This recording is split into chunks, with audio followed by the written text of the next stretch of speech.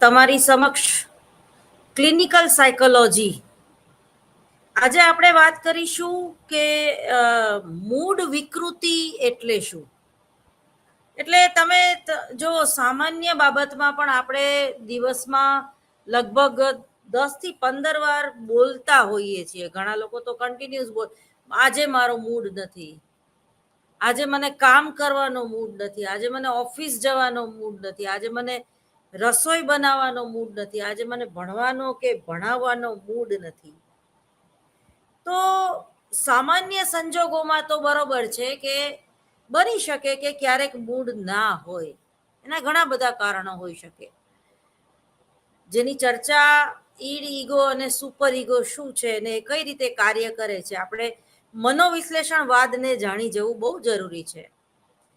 અને અત્યંત વ્યવહારુ એવું પુસ્તક, સિદ્ધાંતો અને સંપ્રદાયોમાં જે જુદા જુદા વાદ છે એ વ્યક્તિત્વનું એનાલિસિસ કરવા માટે આપણને ખૂબ ઉપયોગી છે. તો એકવાર એ જે પુસ્તક છે એમાં મનોવિશ્લેષણવાદ અને નવ ફ્રોઈડવાદીઓ, અને ખાસ કરીને યુંગ, એડલર અને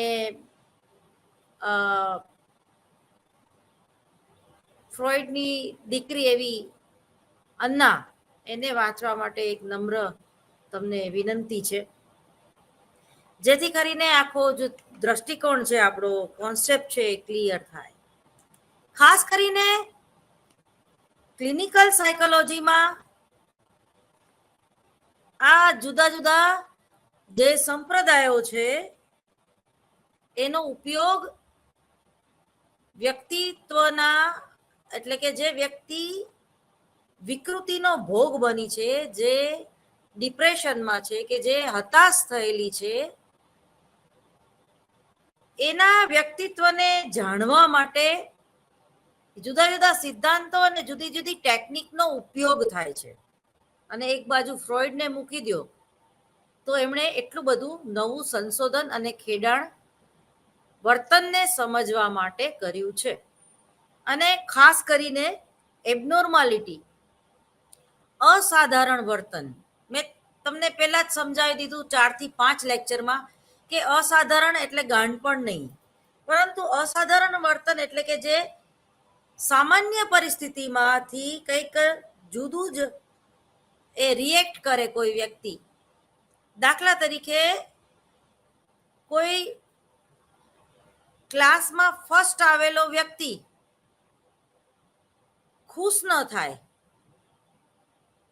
હજી એને એમ થાય કે ના, મને 99 માર્ક કેમ આવ્યા, 1 માર્ક કેમ ઓછો આવ્યો. તો એ જે વર્તન છે એ અસાધારણ કહેવાય, કારણ કે ખુશ થવું જોઈએ એને. કારણ કે લોકોને તો 99 માર્કે નથી આવ્યા, 70 માર્કે નથી આવ્યા. તો ટૂંકમાં આ પ્રકારનું જે વર્તન છે, કોઈ વ્યક્તિ અપરાધમાં પકડાઈ જાય, એને સજા થાય અને એને કોઈ અફસોસ ન થાય, કે એ માફી ન માગે, કે કોઈ પ્રકારનું રિએક્શન દેખાડે જ નહીં, તો એ એબનોર્માલિટી છે ટૂંકમાં. તો આજે આપણે મૂડ વિશે વાત કરીશું. એની વ્યાખ્યા આપણે પહેલા જોઈએ તો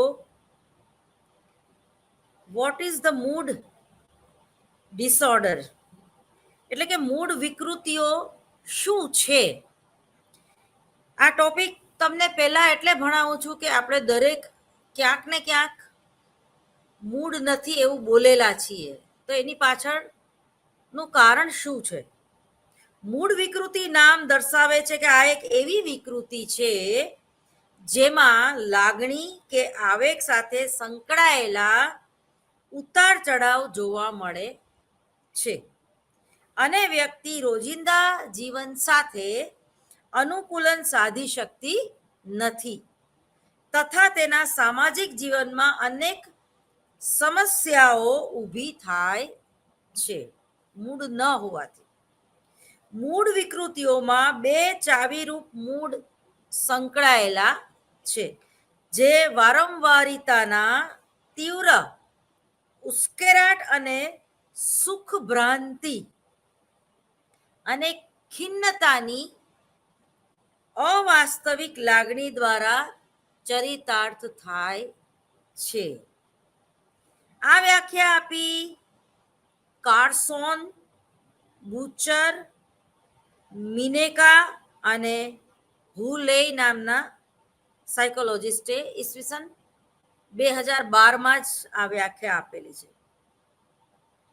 સેરવિન નામના એક સંશોધક કહે છે કે 2003માં એમને એ વાતની એક સંશોધન કર્યું ટૂંકમાં કે ખિન્નતાનો અનુભવ સમાયોજન વિકૃતિના ભાગ તરીકે કર્યો એમણે હતો અને તેને હોસ્પિટલમાં દાખલ કરવો પડે તેવી બધી ખિન્નતા હતી.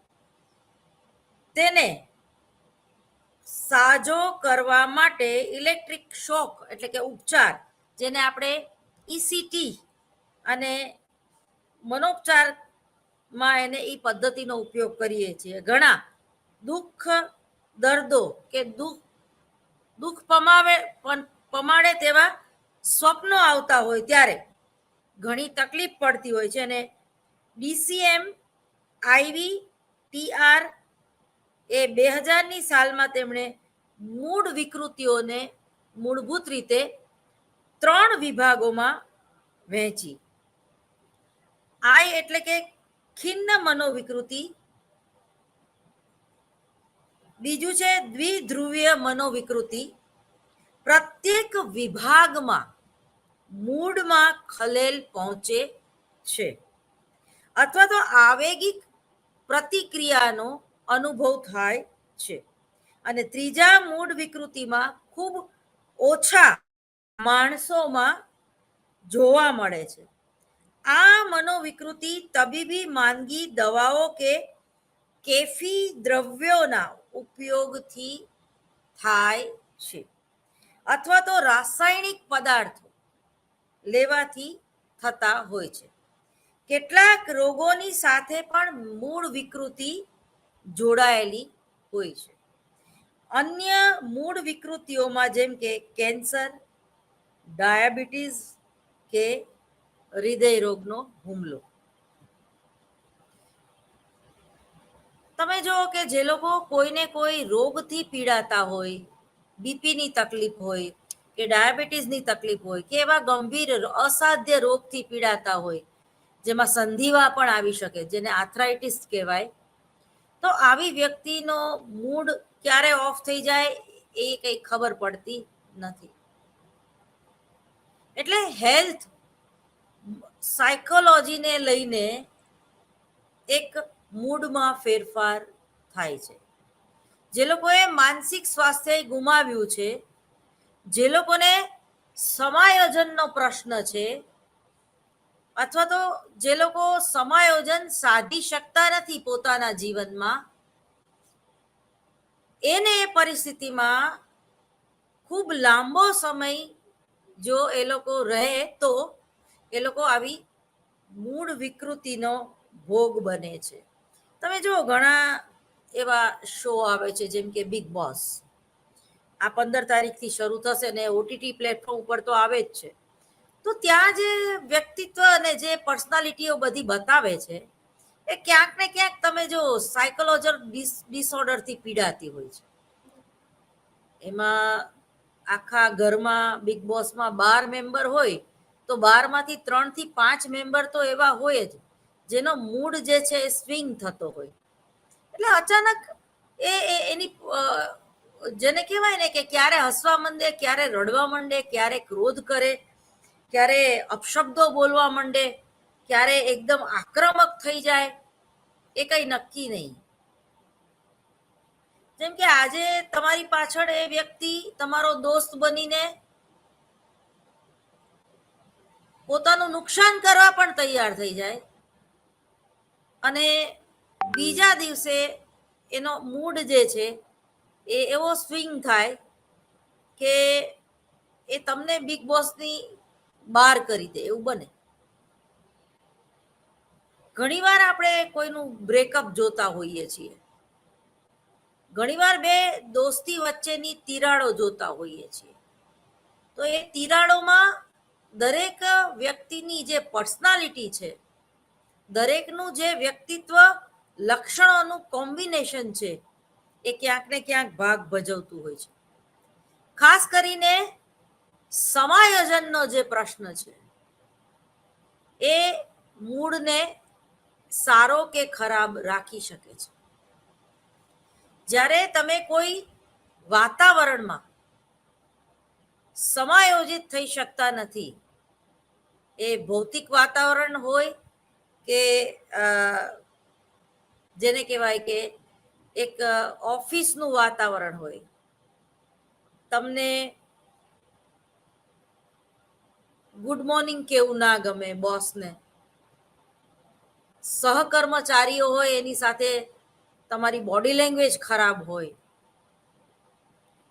તમારી કામ કરવાની પદ્ધતિ કોઈને જલ્દીથી ગળે ન ઉતરતી હોય, તમને સોરી કહેવામાં નાનપ તમે અનુભવતા હોય, તમે ઘરેથી ડિસ્ટર્બ થઈને જ્યારે આવ્યા હોય, તમે કોઈ આર્થિક મૂંઝવણથી પીડાતા હોય કે કોઈ કૌટુંબિક સમસ્યાથી પીડાતા હોય, અને એ જ પરિસ્થિતિમાં જ્યારે ઓફિસ જાઓ છો, તો ત્યાં પણ તમે ઓફિસના કર્મચારીઓ સાથે અને એ ઓફિસના વાતાવરણ સાથે તમે એડજસ્ટ થઈ શકતા નથી. અને ઘરમાં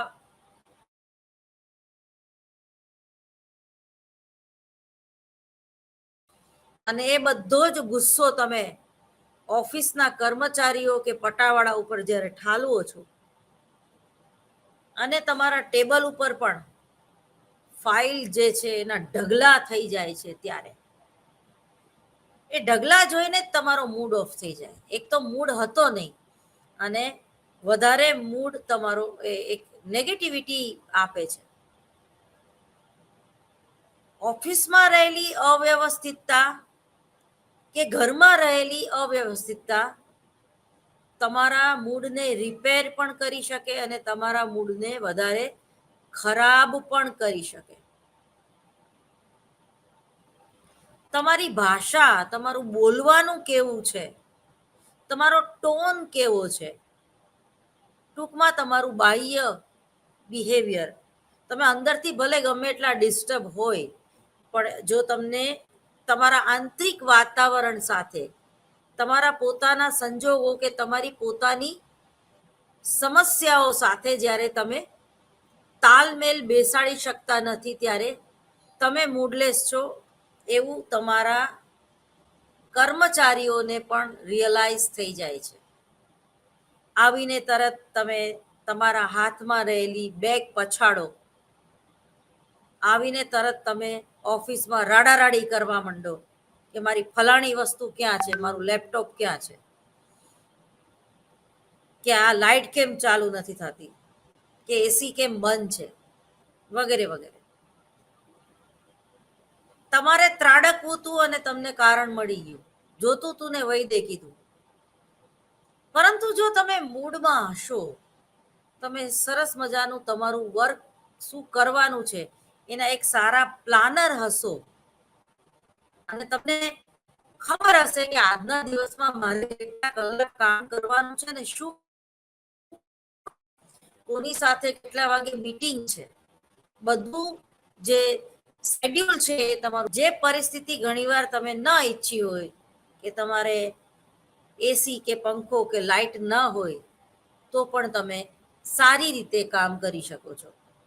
ગરમી લાગવી એ તમારા માટે ગૌણ બની જાય છે, કારણ કે તમારું જે મેઇન ફોકસ છે એ ગમે એમ કરીને જે ટેબલ ઉપર ફાઇલો પડી છે એ ફાઇલો ક્લીન કરવાનું છે.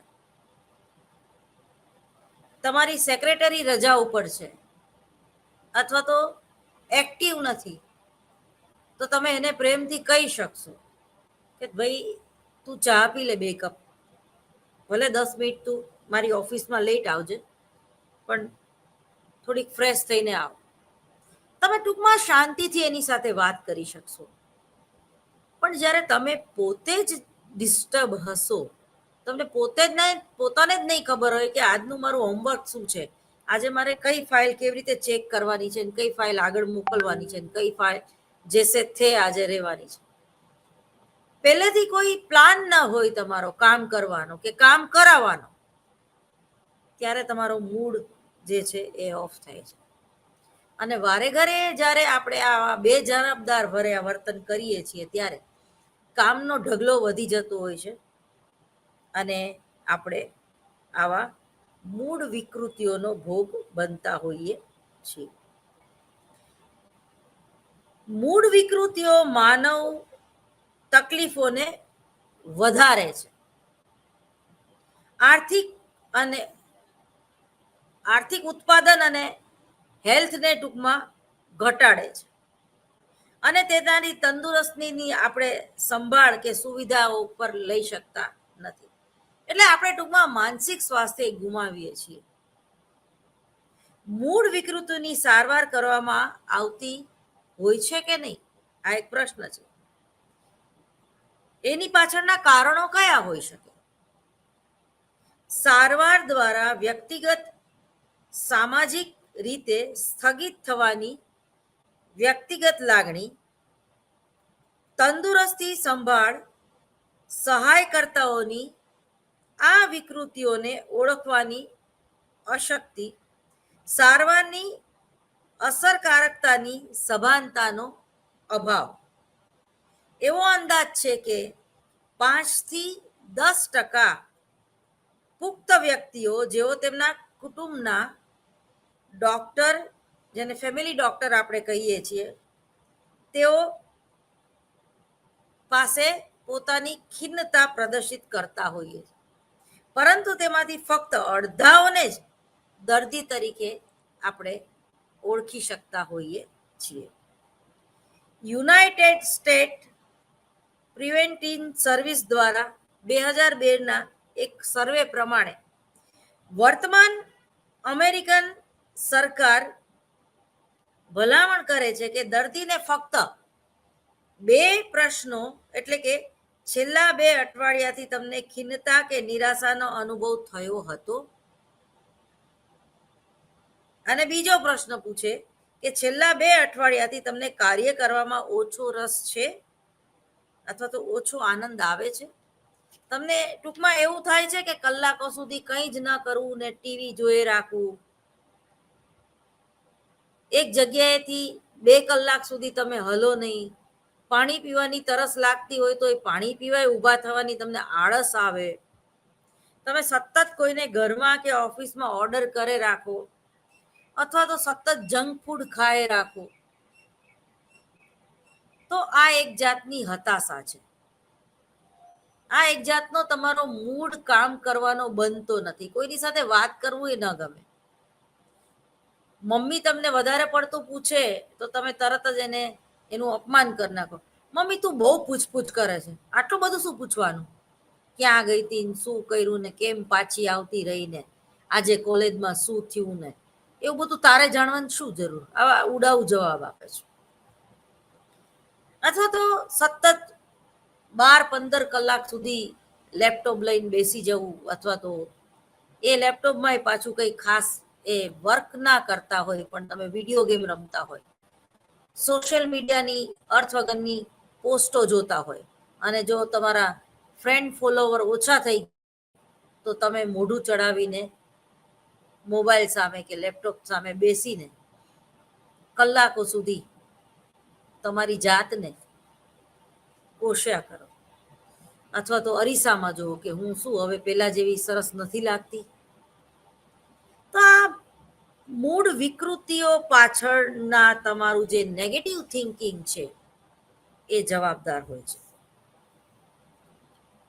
મૂળ વિકૃતિઓ બીજી વિકૃતિઓની સાથે ઉદ્ભવે છે. જેમ કે અડધા લોકો જેમને મુખ્ય ખિન્નતાની વિકૃતિ હોય તેમને વ્યગ્રતાની વિકૃતિ પણ હોય છે. ગુડવિન નામના સાયકોલોજિસ્ટે 2002માં પદાર્થ દુરુપયોગ વિકૃતિ કે મૂળ વિકૃતિઓને સામાન્ય માનવામાં આવી છે. જે લોકો તમાકુનું સેવન વધારે પ્રમાણમાં કરે છે એ લોકો મૂળ વિકૃતિઓનો ભોગ બને છે. એ જ રીતે જે લોકો દારૂ કે કોઈ પણ એવા માદક દ્રવ્યોનું સેવન નું અતિરેક જ્યારે થઈ જતું હોય છે કે રોજ 6 વાગે અને બોટલ ખોલીને બેસવા જોઈએ અને સવારે 10:30 ઉઠવાનું, પછી ધીરે ધીરે બ્રશ કરવાનું, પછી છાપું વાંચવાનું, પછી 2-3 ફોન એટેન્ડ કરવાના, એકાદો આંટો મન થાય તો બહાર મારવાનો. તો ટૂંકમાં આ જે નવરા મગજની નિશાની છે. જ્યારે તમારી આગળ કોઈ કામ હોતું નથી, કોઈ ક્રિએટિવ તમે વિચારી નથી શકતા, તમારી લાઈફ એક જેને કહેવાય કે મોનોટોનિક થઈ ગઈ છે કે ભાઈ 10 વાગે ચા પી લીધી તો પી લીધી, 11 વાગે મંદિર જઈ આવ્યા તો જઈ આવ્યા, 1:30 વાગે જમવા બેસી ગયા તો બેસી ગયા. એટલે આ જે મોનોટોનિક લાઈફ થાય છે એનેથી પણ ઘણીવાર તમે ખિન્નતા અનુભવો છો, કારણ કે બીજી કોઈ તમારી આગળ એવી પ્રવૃત્તિ નથી, માટે તમારો મૂડ ઓફ થઈ જાય છે. કોઈ એવો તમારો સારો મિત્ર જે છે એ ખૂબ બિઝી રહેતો હોય, ભલે તમારે ખૂબ જ સારી મિત્રતા હોય, પણ એને તમારી યારે વાત કરવાનો ટાઈમ ન હોય. બિઝી રહેવું એટલે શારીરિક વર્ક કરવું એવું નથી. ઘણા લોકો એવું સમજે છે કે બિઝી રહેવું એટલે 12ના બદલે 16 કલાક કામ કરવું. ના, જે લોકો પોતાના માઇન્ડને નવરું પડવા દેતું નથી એટલે એ બિઝી રહે છે એમ સમજવાનું. દાખલા તરીકે તમને વાંચનનો શોખ હોય, તમે એક સારા સ્ક્રિપ્ટ રાઇટર હોય, તમે કલરોની દુનિયામાં કંઈક નવું સર્જન કરવા માંગતા હોય, તમે કોઈ એક્ઝિબિશન જોવા જાઓ, ભલે તમારે કંઈ જ ના લેવું હોય, નવો ટ્રેન્ડ કયો ચાલી રહ્યો છે એ તમે સમજવાની કોશિશ કરો. સાંજ પડે તમે બગીચામાં જઈને બેસો. હમણાં જ મેં કાલે રેડિયો મિર્ચી ઉપર આરજે કુણાલને સાંભળ્યા. એ કોઈને મિર્ચી મુર્ગા બનાવવા માટે એમને ફોન કર્યો, છાપાવાળાને. પછી છાપાવાળાને એને બહુ રફલી અને બહુ ગંદી ભાષામાં વાત કરી, એને ચીડવા, એને ગુસ્સો કરાવવા માટે કે તમારું છાપું કેમ મોડું આવે છે, તમે છાપાનો ઘા કેમ કરો છો, હે તમને ખબર નથી પડતી, છાપું મને માથામાં વાગી જાત તો તમે તમારા જાતને શું સમજો છો? તમે એક દિવસ સવારે 7 વાગે આવો છો, એક દિવસ તમે 7:05 આવો છો, એક દિવસ તમે 7:05 આવો છો. આ તો કઈ રીત છે? 7 વાગે એટલે એક્ઝેક્ટ 7 વાગે તમારે આવી જ જવાનું હોય. અને તમે છાપું ફેંકો છો શેના? તમે મૂકતા કેમ નથી મારા ઘરમાં છાપું? આવું અનેક શબ્દોથી એને છાપાવાળાને બિચારાને અપમાનિત કર્યો.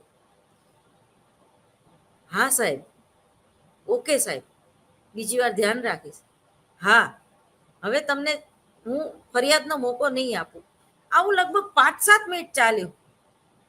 પેલો ખોટી રીતે, કૃત્રિમ રીતે ગુસ્સો કરનાર આરજે કુણાલ એમ કે છે કે ભાઈ તમે તો બહુ શાંત પ્રકૃતિના છો, મને કેમ કોઈ તમને મિર્ચી મુર્ગા બનાવવાનું કીધું, તમને ગુસ્સો નથી આવતો? એમ એને બહુ સરસ વાત કરી, સહજ ભાવે. જો એક છાપાવાળાએ, જેની આગળ બહુ એજ્યુકેશન નથી, પણ એને એની આગળ જીવન જીવવાની કલા છે. એને કીધું કે સાહેબ હું સવારે 5 વાગે નીકળું છું ને, તો એ જે સવારનો જે સમય હોય છે ને, જેને આપણે બ્રહ્મ મુહૂર્ત કહીએ છીએ. બ્રહ્મ મુહૂર્ત તો જો કે 3:45 હોય, પણ ટૂંકમાં સવારે 5 વાગે બહુ સરસ વાતાવરણ હોય. તો પક્ષીઓનો કલરવ, એનો જે અવાજ જે છે એને હું એન્જોય કરું છું, અને હું આકાશને સતત જોઈ રાખું છું. અને પક્ષીઓને દોડાદોડી કરતા, આ ઝાડ ઉપરથી આ ઝાડ ઉપર જતા, બગીચામાં કોઈ ચણ નાખ્યું હોય તો એ ચણતા, હું બાકડા ઉપર 10-15 મિનિટ મારી જાતને આપું છું. ચા પીતા પીતા એ લોકોનો અવાજ હું સાંભળું છું, એટલે હું ફ્રેશ થઈ જાઉં છું. અને અત્યારે વાગ્યા 8 સાહેબ, અને 8 વાગે તમે મને ફોન કર્યો, હું અત્યારે એકદમ ફ્રેશ છું, મારો મૂડ બહુ સરસ છે. કારણ કે હું પ્રકૃતિની વચ્ચે છું, કારણ કે હું પક્ષીઓના અવાજની વચ્ચે છું. એક સુંદર કોયલ બોલે છે એ હું સાંભળું છું. અને એ સંગીતમાં, એ મૌન સંગીતમાં હું ખોવાઈ જાઉં છું. કેટલી સરસ વાત કીધી. તો કોઈ એક નાનો માણસ છાપાવાળો પણ આપણને આટલી સરસ ટિપ્સ આપી જાય ને, એ આરજે કુણાલ પોતે રેડિયો મિર્ચીમાં બોલીને એ વાત આપણા સુધી પહોંચાડી. એટલે જ્યારે તમે પ્રકૃતિથી ડિસ્કનેક્ટ થાવ છો, ત્યારે તમે મૂળ વિકૃતિનો ભોગ બને છો. સમજવાની વાત એ છે કે રોજબરોજના જીવનમાં જ્યારે એકને એક પ્રવૃત્તિ તમે કરો છો, એક જેને કહેવાય કે બંધિયાળ જીવન થઈ ગયું તમારું, રૂટીન, તમે તમારા રૂટીનથી કંટાળી જાઓ છો, ત્યારે તમે હતાશ થાઓ છો, તમે નિરાશ થાઓ છો. જ્યારે કોઈ મિત્ર તમારી પાસે હોતો નથી, ત્યારે તમે હતાશ થાઓ છો. તમે તમારા એકાંતને માણી નથી શકતા. એકાંત ના બદલે તમે એને એકલતા માનો છો. એકાંત તો જીવનમાં જે બહુ નસીબદાર હોય એવા માણસોને મળે, પણ એકાંતને જીવતા આવડવું જોઈએ. એકાંતમાં આપણે આપણી જાત સાથે જીવવાનું છે. અને એ આપણી જાત જ્યારે આપણને ન ગમે ને, ત્યારે આપણને એકલતા લાગે છે. ત્યારે આપણે કહીએ છીએ કે આઈ મિસ યુ. કોઈ સારી વ્યક્તિને આપણે એમ કહીએ છીએ કે મને તારી જરૂર છે. કારણ કે આપણે આપણી જાત એટલી બધી ખરાબ છે કે આપણે આપણી જાત સાથે નથી રહી શકતા. તો ક્યાં મિસ્ટેક થાય છે, એ દરેક વ્યક્તિએ પોતાનું એનાલિસિસ કરીને સ્વસભાનતા કેળવવાની જરૂર છે. આંતરનિરીક્ષણ પદ્ધતિ. ઘણા લોકો જો એ વર્ષોથી લાઈફ બોય સાબુ વાપરતા હોય, કે લક્સ સાબુ વાપરતા હોય, કે સિન્થોલ સાબુ વાપરતા હોય ને, તો તમે એને 20 વર્ષ પછી મળો ને તો એ સિન્થોલ જ વાપરતો હોય.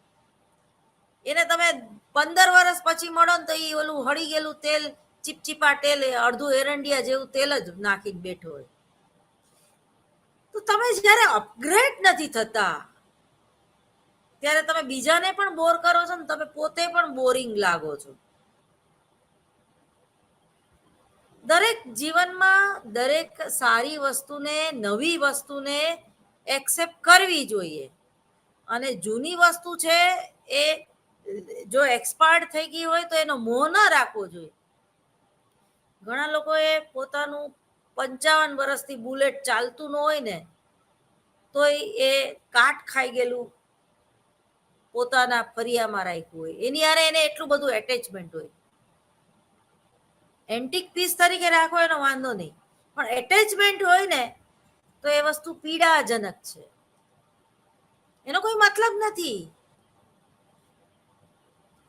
એ ભંગારના સામાનને તમારે ઘરમાં કેમ રાખવો છે? એક નેગેટિવિટી આવે. ઘણા લોકો પોતાનું ભંડકિયું ભરીને જ રાખે, કોઈ દિવસ ખાલી થાય જ નહીં. દિવાળીનું કામ કરે, પાછા પોટકા ઉતારે, પાછા ઈને ઈ પોટકા સાફ કરીને પાછા ઉપર ચડાવે. પણ એ કાઢી નાખવાનું હોય આખા વર્ષની, જે એને દાળદર કહેવાય. દરિદ્રતા આવે. તમે જૂની વસ્તુનો જ્યારે સંગ્રહ કરો છો ત્યારે દરિદ્રતા આવે. કોઈને આપી દો, એ પડ્યું પડ્યું સડી જશે. રાખવાનો કોઈ મતલબ નથી. એ જ્યારે એ જેમ કે વહેતું ઝરણું જે છે, એ એનામાં ગંદકી નથી આવતી, એમાં વાસ નથી આવતી. જ્યારે એક બંધિયાળ ઝરણું છે એનામાં વાસ આવી જાય છે. એવી રીતે જે લોકો વધારે પોઝેસિવ છે પોતાની પત્ની કે પોતાના પતિ તરફ, તો એ સંબંધોમાં એક જાતની બદબુ આવી જાય છે. એ લોકો સાથે રહે છે તો ખરા એક ઘરમાં, પણ એકબીજાની સાથે ખુલીને વાત કરી શકતા નથી. કલાકો ને કલાકો એકબીજાને સાથે બેસીને એનું છાપું વાંચે, આ આનું છાપું વાંચે, આ એની સિરિયલ જોવે, આ એના ન્યૂઝ જોવે, પણ એકબીજામાં ઓતપ્રોત થઈ શકતા નથી કે ચલ આ ન્યૂઝમાં આને મારા ઘરવાળાને રસ પડે છે તો એ શા માટે પડે, લાવ એના માઇન્ડમાં શું ચાલી રહ્યું છે. કારણ કે આપણને આપણા ઘરવાળામાં રસ જ રહેતો નથી. એ જ રીતે પત્નીને સિરિયલ જોઈ, હા એ એક અમુક વર્ષ પછી તમે મૌન કરો અને છતાંય એક સંવાદ ચાલુ રહે, એ વસ્તુ અલગ છે. પણ તમે એકબીજાનો તિરસ્કાર કરો અને કંઈ બોલો નહીં એની વાત છે. જે પીઢ યુગલો છે, સમજદાર કો ઈશારા કાફી હે, એ લોકોને બહુ ડાયલોગ કરવાની જરૂર નથી, આધામાં બાધું સમજી જાય છે. પતિ જમવા બેઠા હોય અને મોઢામાંથી ન બોલે કે દાળમાં મીઠું નાખવું ભૂલી ગઈ છું તું, ભલે ના બોલે, પણ એની બોડી લેંગ્વેજ ઉપરથી કે એની આંખો ઉપરથી પેલી પત્ની સમજી જાય છે, મેં વધારે મીઠું નાખ્યું, ભૂલી જ ગઈ છું સાવ, એમ કરીને તરત મીઠું બાજુ મૂકી દે છે. તો આ જે કનેક્ટિવિટી છે ને પતિ પત્નીની, અંગત વ્યક્તિની કે અંગત મિત્રોની, એ જ આપણને જીવાડે છે. તમે ભલે એકબીજાથી 7 દરિયા પાર રહેતા હોય, છતાંય જો તમને એકલતા ન લાગે ને, એ ક્યાંક ને ક્યાંક તમારી યાદમાં હોય, ક્યાંક ને ક્યાંક તમારા મોબાઈલ ફોનમાં હોય. ભલે તમે અઠવાડિયે એક વાત કરો, જ્યારે વાત કરો ત્યારે પૂરી રીતે મન મૂકીને, પણ એક ગઝલ છે ને, તમને સમય નથી અને મારો સમય નથી, હવે કોણે કહ્યું કે આપણી વચ્ચે પ્રણય નથી. આ ગઝલ જેવું કંઈક બને ને જીવનમાં, તો વિકૃતિઓ ન આવે, તો નિરાશા ન આવે, તો ડિપ્રેશન ન આવે. તો જે મૂળ વિકૃતિઓ છે એ ખાસ વધારે પડતી ચા કે કેફીન પદાર્થો ખાવા પીવાથી પણ, ગાંજો ચરસ, એનું સિગરેટ પીવાથી પણ ખિન્નતા આવે. કોઈ ચેન સ્મોકર હોય, એક સિગરેટ પૂરી થઈને બીજી પૂરી, કા એમ કે મૂડ બનાવવા માટે હું સિગરેટ પીવું છું, કા મૂડ ઓફ થઈ ગયો એટલે, કા હું બહુ મૂડમાં છું એટલે પીવું છું. મૂડ ઓફ થઈ ગયો તો એને સિગરેટ પીવી છે, બહુ મૂડમાં હોય તોય સિગરેટ પીવી છે, અને કંઈક કામ કરવું હોય તો પેલા 2 સિગરેટ પી લઉં પછી કામ કરીશ. હવે એમાં રહેલા કેફીન જે દ્રવ્યો છે એની આદત પડી ગઈ. પછી જ્યારે તમે એ ઊંઘની ગોળીથી માંડીને આ પ્રકારના દ્રવ્યો કે સિગરેટ નથી લેતા, ત્યારે તમારા જે સ્નાયુઓ જે છે, તમારું જે વિચારનું કેન્દ્ર, તમારું હાઇપોથેલેમસ કેન્દ્ર છે, એ શિથિલ થઈ જાય છે, અને તમને ઊંઘ આવવા માંડે, અથવા તો તમે કલાકો સુધી બેસી રહ્યો. પછી તમે તમારા સિક્યુરિટી વાળાને કહો, જાનભાઈ 2 સિગરેટ લઈ આવો ને, અને સિગરેટ પીને પાછા તમે વાંચવા માંડો. તો વધારે પડતું કોઈ પણ દ્રવ્યોનું સેવન છે એ મૂળ વિકૃતિઓ જન્માવે છે. કારણ કે તમે જો શારીરિક મનોવિજ્ઞાનમાં આપણે ભણી ગયા કે દાખલા તરીકે કોઈ જીમ ટ્રેનર હોય તો એ તો કેટલી બધી કસરત વધારે પડતી કરતો હોય ને. કોઈ સર્કસમાં કામ કરતું હોય અને એનું શરીર જે છે એ વધારે વર્ક કરતું હોય, એ પણ ખરાબ છે. જે લોકો સર્કસમાં કામ કરતા હોય એનું ઘડપણ બહુ ખરાબ હોય છે, એ લોકોને સ્નાયુઓની વિકૃતિ હોય છે. એ જ રીતે જે લોકો જીમ ટ્રેનર છે, એ લોકો એક દિવસ પણ જ્યારે જીમમાં રજા લે છે અથવા તો વર્કઆઉટ નથી કરતા, હવે શરીરને એ વર્કઆઉટની ટેવ પડી ગઈ હોય છે અને તમારું આખું શરીર દુખવા માંડે છે. આપણા ઘરે કામ કરતા કામવાળાઓ બિચારા રોજના 15 ઘરના કામ કરતા હોય અને પછી 2 દિવસની રજા લે તો એને આખું શરીર એનું દુખવા માંડે છે, જાણે ચિકનગુનિયા થયા હોય. એટલે શરીર અને મનને તમે જેવી ટેવ પાડો એવી પડે. સવારે મૂડને ક્રિએટ કરવા માટે, સારા મૂડને ક્રિએટ કરવા માટે વ્યાયામ બહુ જરૂરી છે. વોક કરવું 20 મિનિટ, ઓછામાં ઓછું 20 મિનિટ તો કરવું જ જોઈએ. પણ પછી ઘણા લોકો ની રિપ્લેસમેન્ટ કરાવવા પડે, એટલું બધું ચાલે એ પણ ખરાબ છે. ડોક્ટર ના પાડી દે કે ભાઈ હવે તમારી જે પેની છે ને પગની, એ તમને દુખાવો, હાડકાનો દુખાવો થાય છે, હવે તમારે ચાલવાનું જ નહીં, અથવા તો ડોક્ટર ચપ્પલ પહેરીને ચાલવાનું, અથવા સૂકા ઘાસમાં ચાલવાનું. એટલે અતિરેક જે છે એ ખરાબ. તમારે ગિનિસ બુકમાં નામ નોંધાવવું હોય તો જુદી વાત છે. એ જ રીતે સ્ટન્ટમેન, એને હવે એક ટેવ પડી ગઈ હોય છે, એ સ્ટન્ટ ના કરે ત્યાં સુધી એને મજા ન આવે. એટલે એને પોતાનો જીવ જોખમ મૂકવામાં એક આનંદ આવે છે કે ભાઈ જીવા તો જીવા અને મરી ગયા તો મરી ગયા. તમે કલર્સના જે બધા શો આવે છે તમે જોતા હોય છો, તો આ પ્રકારની વાત પણ હોય છે. પણ અંતે તો એ જે વ્યક્તિ છે એ નોર્મલ રહેતી નથી, એ એબનોર્મલ થઈ જાય છે. એ જ રીતે કોઈ કલાકાર જે છે એને સતત 4-5 મહિના સુધી સ્ટેજ ઉપર કંઈ પરફોર્મન્સ કરવા ન મળે કે કોઈ સિરિયલમાં રોલ ના મળે તો પણ એ મૂડ ઓફ થતો હોય છે એનો, અથવા તો એક જેને કહી ને કે એક એડિક્શન થઈ ગયું હોય છે સ્ટેજ ઉપર કામ કરવાનું. તો આ બધી જે વાત છે એ આપણા વ્યક્તિત્વને અને આપણા સમાયોજનની કક્ષાને ક્યાંક ને ક્યાંક એ ઇફેક્ટ કરતું હોય છે.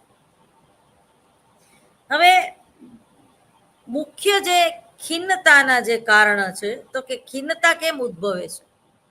ખિન્નતાના કારણો હજુ સુધી સારી રીતે સમજી શકાયા નથી. મીન્સ કે એમાં આપણે હજી ઘણું રિસર્ચ કરવાનું છે, બરાબર.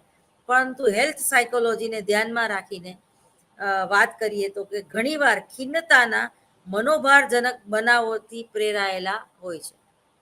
આમ છતાં બધા લોકોને આવો અનુભવ થતો નથી. તેઓ તમામ ખિન્ન હોતા નથી. આ ઉપરાંત વ્યક્તિગત સફળતાને લીધે પણ ખિન્નતા આવે છે. જેકોબ લોરેન્સ નામના કલાકારમાં પણ આવું જ બન્યું હતું. જેકોબ લોરેન્સ ખિન્ન વ્યક્તિનું એક ચિત્ર દોરેલું, જેમાં વ્યક્તિની આંખ નીચે ઢળેલી હોય છે, માથું અને ખભા નીચે ઢળેલા હોય છે. કેટલીક વાર ડિપ્રેશન અથવા તો ખિન્નતા સફળતા પછી પણ આવે છે. એટલે જરૂરી નથી કે તમે નિષ્ફળ જાઓ તો જ તમારામાં ખિન્નતા ઉદ્ભવે. ઘણીવાર તમે સફળ થાઓ, કારણ કે સફળ થયેલી જે વ્યક્તિ છે ટોચ ઉપર માત્ર એક જ વ્યક્તિ હોય છે અને ત્યાં એ એકલો જ હોય છે, અને આજે એકલતા એને સતાવે છે, ભલે સફળ થઈ હોય. એમાં શાહરૂખ ખાને આવી જાય, ધીરુભાઈ અંબાણી પણ આવી જાય, અમિતાભ બચ્ચન પણ આવી જાય. જ્યારે વધારે પડતી વ્યક્તિ પોપ્યુલર થાય છે, વધારે પડતી સફળ થાય છે અને બીજાને પોતાના કરતા હિન્ન ગણે છે, અનાવડત વાળા ગણે છે, ત્યારે પણ આવી ખિન્નતા ઉદ્ભવે છે. લોરેન્સ આશાસ્પદ કલાકાર બન્યો. ત્યાર પછી તેને હિલ સાઇડ હોસ્પિટલમાં ઉપચાર માટે લઈ જવામાં આવ્યો હતો અને ત્યાર પછી તેમાં ડિપ્રેશન ફરી ઉદ્ભવ થયો ન હતો.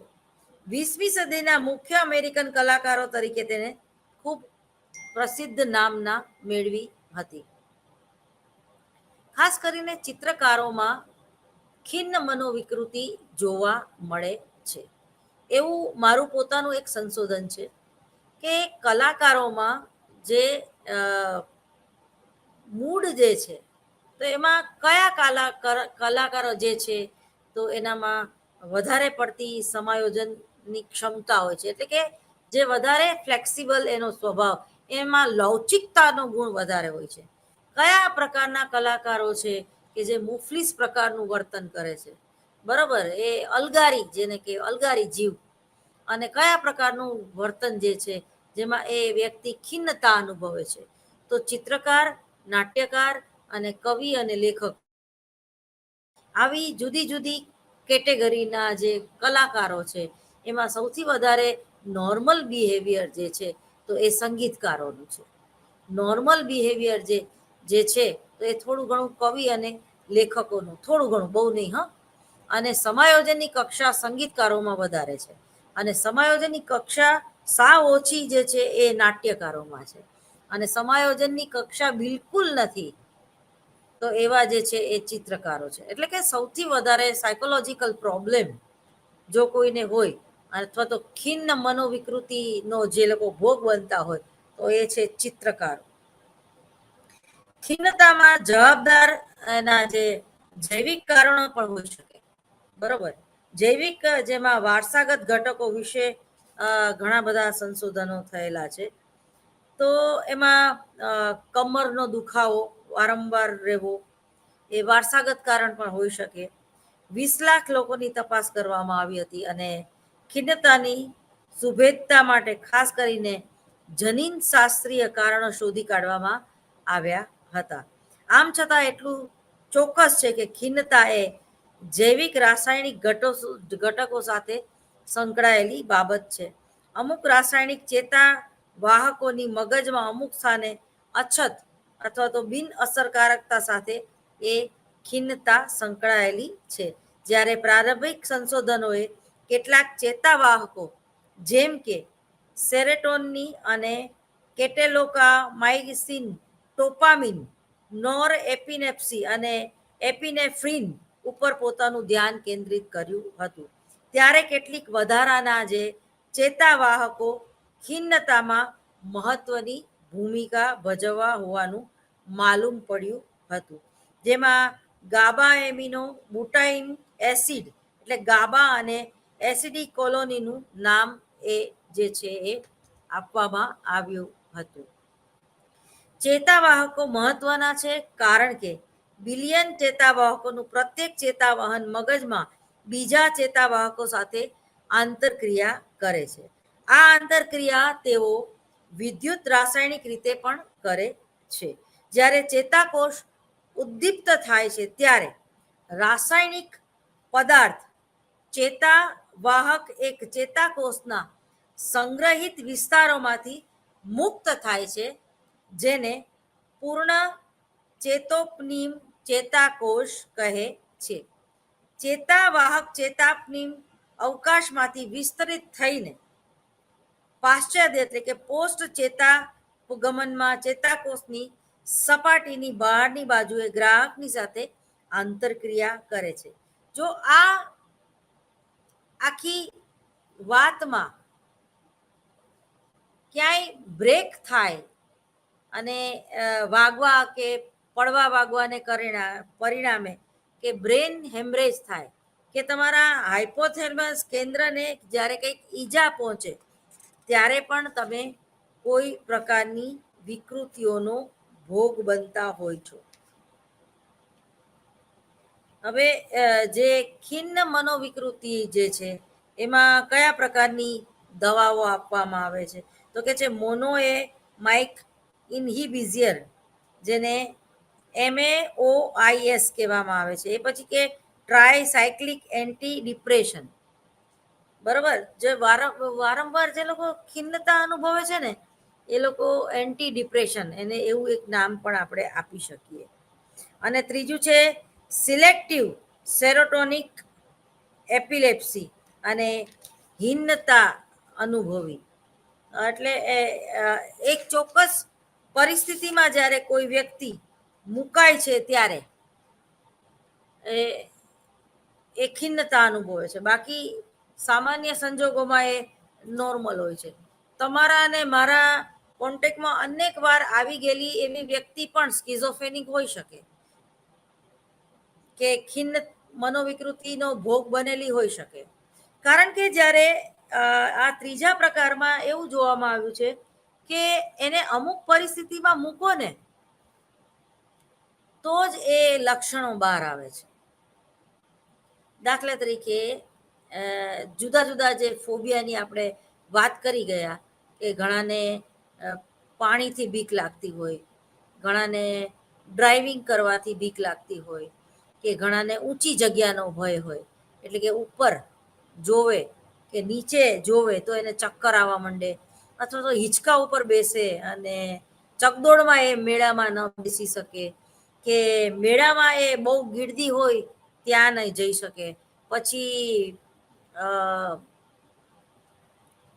કોઈ વૈષ્ણવ દેવીની ગુફામાંથી પાસ થવાનું હોય તો એને એ ગુફાની બીક લાગે છે. એટલે બારી બારણા પણ જો બંધ હોય બધા રૂમના કે ફ્લેટમાં એ બંધાઈ જતો હોય એને એવું લાગે.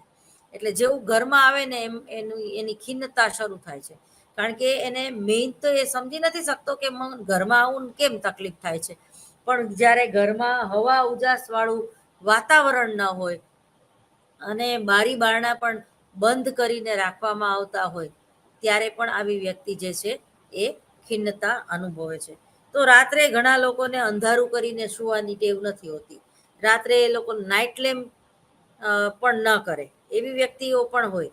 પણ એની સાથે બીજી વ્યક્તિ જે રહેતી હોય તો એને અંધારામાં બીક લાગતી હોય, એને એ સૂઈ જ ના શકે. અને એને જેને કહેવાય ને કે ઘણી વ્યક્તિઓને તો આપણે ઓલું મળદું બાંધવું હોય ને, મરી જાય ત્યારે આપણે કેમ બાંધી, એવી રીતે એટલું બધું ઓઢીને સૂતી હોય. અને ઘણી વ્યક્તિને વધારે પડતું વજન છાતી ઉપર આવી જાય તો પણ એ સૂઈ નથી શકતી, એની ઊંઘ હરામ થઈ જાય છે. તો દરેક વ્યક્તિમાં વ્યક્તિગત ભિન્નતા હોય ત્યાં સુધી વાંધો નહીં. પરંતુ જ્યારે એ થોડુંક આમથી વાત અને એ તમને જ્યારે ડિસ્ટર્બ કરી જાય છે કે ભાઈ નાઇટ લેમ્પ નથી કર્યો એટલે ઊંઘ આજે નહીં આવે કારણ કે નાઇટ લેમ્પ ઉડી ગયો છે, તો એ ખોટું કહેવાય. કારણ કે તમે સતત બદલાતી પરિસ્થિતિમાં મુકાવ છો, બદલાતા વાતાવરણમાં મુકાવ છો. તમે કોઈના ઘરે પણ જ્યારે મહેમાન તરીકે જાઓ છો ત્યારે તમારી ઊંઘ જે હરામ થઈ જાય તો એ આ એક જાતની ખિન્નતા કહેવાય. માનસિક સ્વાસ્થ્યના પ્રશ્નોએ ખિન્નતા કરતાં પણ વધારે આકર્ષણ ઊભું કર્યું છે. ખિન્નતા માનસિક સ્વાસ્થ્ય સમસ્યા માટે સામાન્ય શરદી જેવું છે. આમ છતાં એવો પુરાવો પ્રાપ્ત થાય છે કે મનોપચાર ખિન્નતા માટે ખૂબ ઉપયોગી છે. આમ છતાં અમુક સારવાર અને ચિકિત્સાત્મક સુધારાઓ માટે કોઈ ચોક્કસ સંપર્ક એટલે કે કડી મળી નથી. એ લેમ્બોર્ડ અને ડેવિઝ નામના સાયકોલોજીસ્ટે ઈસવીસન 2002માં નોંધપાત્ર સંશોધનો દર્શાવે છે કે દવાઓ કરતા મનોપચારને લીધે પુનઃ ઉથલો ઓછા પ્રમાણમાં આવે છે. મનોપચાર એ એકલો ઉપચારમાં લેવામાં આવે છે અથવા તો જૈવિક પ્રક્રિયાની સાથે મૂળ વિકૃતિઓની સારવાર માટે સંયુક્ત રીતે ઉપયોગમાં લેવામાં આવે છે. મનોગત્યાત્મક દ્રષ્ટિકોણ પ્રમાણે ખિન્નતા વ્યક્તિની સમસ્યાઓ ધ્યાનમાં લેવી જોઈએ. ઉપચાર પદ્ધતિમાં વ્યક્તિની સમસ્યાઓ ઉકેલવા માટે મદદ મળવી જોઈએ. એક જૈવિક પરિપ્રેક્ષ્યથી જુદો જ પરિપ્રેક્ષ્ય હોઈ શકે છે. ફ્રોઈડ અને તેના અન્ય સાથી દ્વારા સૂચવેલ મનોવિશ્લેષણાત્મક પદ્ધતિઓ અને ઉપચાર પદ્ધતિઓ ખિન્નતાના દર્દીની સારવાર માટે ભાગ્યે જ ઉપયોગી લેવાય છે.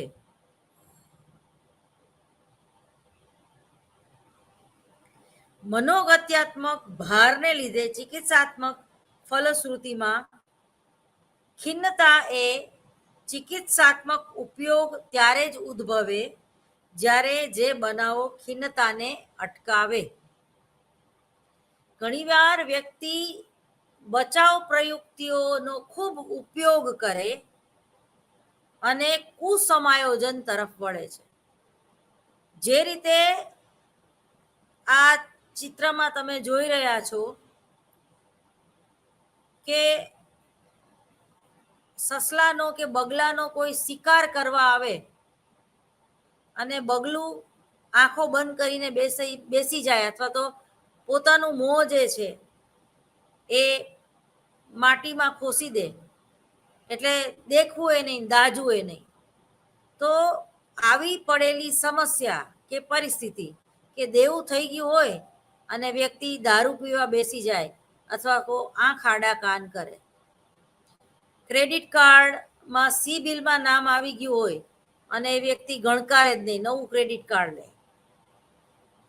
નવું દેવું કરે, એક ક્રેડિટ કાર્ડનું બિલ ભરવા આલિયાની ટોપી માલિયાને, માલિયાની આલિયાને. તો આ જે તમે ચિત્ર જોઈ રહ્યા છો એ આનું વારંવાર જો બચાવ પ્રયુક્તિઓનું પુનરાવર્તન થાય તો એ ડિઝાયરમાં પરિણમે છે અને એક વ્યક્તિ એ વિકૃતિનો ભોગ બને છે.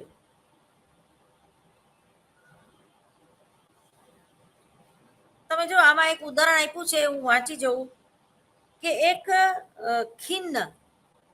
ખિન્નતા અનુભવતી સ્ત્રીએ એવું વિધાન કર્યું કે તેણીને કેટલાક લક્ષણો નજરે ચડ્યા છે. તે લાંબો સમય કામ કરી શકતી નથી અને પોતાને નિષ્ફળ ગણાવતી હતી.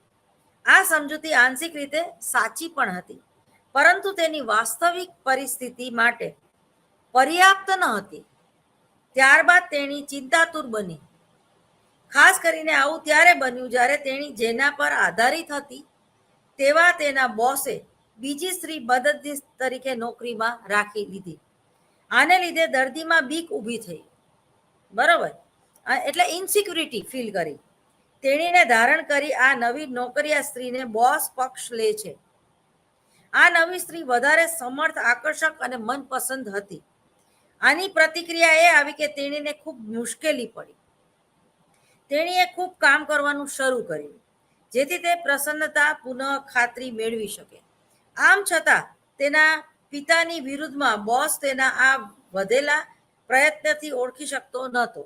આથી તે વધારે કામ કરવા લાગી, જેથી તે વધારે ખિન્ન બની. આમ છતાં વધારે કામ કરવું તે પોતે માટે પોતાની પસંદગી હતી અને આની પાછળનું કારણ ખાસ બોસ હતા. પિતાની તે પ્રિય બનવા માંગતી હતી.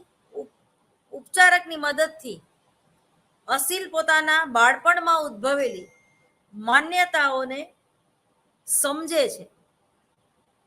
તેણી પોતાના વિકૃત વિચારોથી સભાન બની. તેથી અન્ય વિકૃતિઓ જે પ્રતિક્રિયા હતી તે પણ સ્પષ્ટ બની. આ એક સ્થળાંતરિત વિકૃતિ કહી શકાય, કારણ કે અસીલ ઉપચાર કે સાથે એવી રીતે વર્તતો હતો કે તેના પિતા હોય કે પોતે પણ આવા વર્તનથી અભાન હતી. ઉપચારકે તેની જાતને ઓળખવા માટે મદદ કરી. તેથી તેણીની જૂની ધારણાઓમાં ફેરફાર થયા અને તેને લીધે અસીલ પૂર્ણતાના વિચાર સાથે થોડી સુવિધા અનુભવતા શીખી ગઈ. હવે મનોગત્યાત્મક ઉપચાર પદ્ધતિના મુખ્ય બે ખાસ જે પાસા છે, દમિત લાગણીઓ, આવેગોની અભિવ્યક્તિ કઈ રીતે કરવું એમાં નથી સમજાતું, અને ઉપચારક દ્વારા આવતું સમર્થન વિધાયક ફલશ્રુતિ મેળવવા માટે જરૂરી છે. આ બંને ઘટકોને સંયુક્ત કરવાથી ખિન્નતાથી સાજા થવામાં અચાનક લાભ થાય છે. જો તમારામાં જ્યારે ઈર્ષા, અદેખાઈ, દ્વેષ અથવા તો તમે જ્યારે કોઈ વ્યક્તિ તમારા કરતા દેખાવમાં કે બુદ્ધિમાં ચડિયાતી હોય અને તમે એની ઈર્ષા કરો, ત્યારે પણ તમે આવી ખિન્ન મનોવિકૃતિઓનો ભોગ બનો છો. શા માટે? કારણ કે તમે એની ઈર્ષા કરો છો અને જે ઈર્ષા કરનાર છે એના શારીરિક તંત્રને અને માનસિક તંત્રને નુકસાન થાય છે, અને જેને કહે કે જૈવિક રાસાયણિક વિકૃતિઓનો એક ભોગ બને છે. જે નેગેટિવિટી એ પોતે ક્રિએટ કરે છે એના હાઇપોથેલેમસ કેન્દ્રમાં, અને એમાં અમુક જે રાસાયણિક દ્રવ્યો જવે છે જે વ્યક્તિને નુકસાન કરતા છે, જેનાથી વ્યક્તિનું મોં કાળું ધબ પડી જવું, આંખના નીચે કાળા કુંડાળા થઈ જવા, વાળ ખરવા, ખીલ થવા, પેટમાં દુખાવો થવો, કમરનો દુખાવો થવો, કોઈ હાડકાનો દુખાવો થવો. જ્યારે વ્યક્તિ વધારે પડતી ઈર્ષા અને અદેખાઈ કોઈની કરે છે તો સૌથી પહેલા તો એ પોતાનું જ બગાડે છે અને વળતું કાંઈ નથી. કારણ કે એ તમે જ્યારે કોઈનું નુકસાન કરો છો ત્યારે એ વસ્તુ તમને ગિલ્ટી ફીલ આપે છે. તો તમારે કોઈની લીટી ભૂસવાની જરૂર નથી, પરંતુ તમારી લીટી વધારે મજબૂત કરવાની જરૂર છે. અને જ્યારે તમારા કોઈ પિતા કે તમારો ભાઈ કે તમારો પતિ તમારા કરતા બીજા કોઈ પાત્રને વધારે પડતું મહત્વ આપે કે તમારી અપેક્ષા ન રાખે અને મારી મોટી દીકરી સારું કામ કરી શકશે અથવા તો મારો મોટો દીકરો જ કરી શકશે, પણ તમને જ્યારે ગણવામાં ન આવે તો એના પાછળનું રીઝન, સાચું રીઝન સમજતા શીખો કે શું તમે આળસુ પ્રકૃતિના છો, કે શું તમારું પરફોર્મન્સ એના કરતાં ક્યાંક નબળું છે. અને જ્યારે ઘણીવાર સ્પોર્ટ્સમાં પણ કોઈ કોઈ પીટી ટીચર દ્વારા પોતાના પિતા હોવા છતાં પણ એને વોલીબોલમાં સિલેક્ટ નથી કરતા, ત્યારે બાળકને ખરાબ લાગે કે મને પપ્પાએ સિલેક્ટ ના કર્યો. પણ જ્યારે પોતાની કોલેજની વાત હોય છે કે કોઈ રાજ્ય કે રાષ્ટ્રીય કક્ષાની વાત હોય છે, ત્યારે જો એક પોતાનું બાળક થોડુંક નબળું છે, બહુ નથી, પરંતુ એ એ એ રાજ્યને અન્યાય થશે, એ પોતાની સ્કૂલને અન્યાય થશે. અને સ્પોર્ટ્સમેનશીપ તો હોવી જ જોઈએ. અને ભલે આ વખતે એને સિલેક્ટ ના કર્યો તો એના સારા માટે જ, કારણ કે એને ફીલ કરવા માંગે છે કે ભાઈ હું તારો પિતા છું એટલે તું દર વખતે વોલીબોલમાં સિલેક્ટ થઈ જઈશ એવું તારે માની લેવાની જરૂર નથી. આ વખતે તારી મહેનત ઓછી છે, આ વખતે તે બરોબર ટૂંકમાં પ્રેક્ટિસ નથી કરી, બરોબર પરસેવો નથી પાડ્યો, તો તમારું સિલેક્શન ન પણ થાય. તો એ બાળકને પોતાના મિત્રની જ ઈર્ષા કરવાની જરૂર નથી કે પોતાના પિતાનું ખરાબ લગાડવાની જરૂર નથી, પણ પોતે ક્યાં એવી ભૂલ કરી કે એને વોલીબોલમાંથી પપ્પાએ બાકાત કરી દીધો, પપ્પા હોવા છતાં પણ. જ્યારે તમે તમારા કોઈ નબળા બાળકને પણ આગળ મોકલો છો, ત્યારે એ એના માટે પણ ખરાબ છે, બાળક માટે નવું કંઈ શીખી નહીં શકે, એને એની ભૂલનું રિયલાઇઝ નહીં થાય. એને જેને કહેવાય કે ઓવર પ્રોટેક્ટિવ ચાઇલ્ડ, તમે બધી વાતમાં એનું ઉપરાણું જ લીધે રાખો તો એ ખરાબ છે ટૂંકમાં. તો આ જે બધી જુદી જુદી વિકૃતિઓ છે, એમાં આજે આપણે મૂળ વિકૃતિઓ વિશે અને ખિન્નતા વિકૃતિઓ અને તેની સારવાર અને દ્વિધ્રુવીકરણ મનોવિકૃતિ એટલે શું અને એના કારણો, અને અંતે આપણે હવે પછીના જે લેક્ચરમાં આપઘાત વિશે, આપઘાત કોને કહેવાય ને આપઘાતની અટકાયત કઈ રીતે કરી શકાય. જ્યારે કોઈ વ્યક્તિ આપઘાત કરે છે તો એ ખરેખર પોતાને તો નુકસાન પહોંચાડે જ છે, અને આમે એ કાનૂની અપરાધ છે. આપઘાત કરવો એ કાનૂની અપરાધ છે. તો જ્યારે વ્યક્તિ ખૂબ હતાશ થઈ ગઈ હોય કે નિરાશા અનુભવતી હોય અને અંતે જ્યારે ડિપ્રેશનમાં એટલે કે મનોભારમાં ચાલી જાય છે અને યોગ્ય સમયે એનું કાઉન્સેલિંગ નથી થતું કે એની સારવાર થતી નથી, ત્યારે એ વ્યક્તિ આપઘાત કરવા પ્રેરાય છે. હવે પછીના ટોપિકમાં આપણે આપઘાત વિશે વાત કરીશું. આપઘાતની વ્યાખ્યા ખાલી આપણે જોઈ લઈએ. એક યુવાન, અહીંયા એક કેસ સ્ટડી આપેલો છે કે એક યુવાન જીવનથી કંટાળીને જ્યારે આપઘાત કરવાનું નક્કી કરે છે, ત્યારે તે ઘરમાં બિલાડી ઉંદરને મારતા તમે એને જોશો. તેને એક વિચાર સ્ફુરે છે કે તેમાંથી જગ વિખ્યાત મિક્કી માઉસનું નિર્માણ થયું.